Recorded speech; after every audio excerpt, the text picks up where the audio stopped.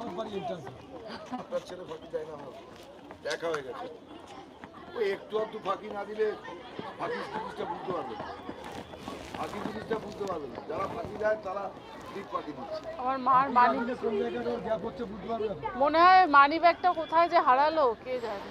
বিশ্বাস করেন, আমি আপনি ফোন বিশ্বাস করার করেছি, হ্যাঁ হ্যাঁ সঙ্গে করেছি। সঙ্গে এখানে যারা ছিল প্রত্যেককে জিজ্ঞেস করেছি এখানে বাই ব্যাগ পড়ে আছে নাকি।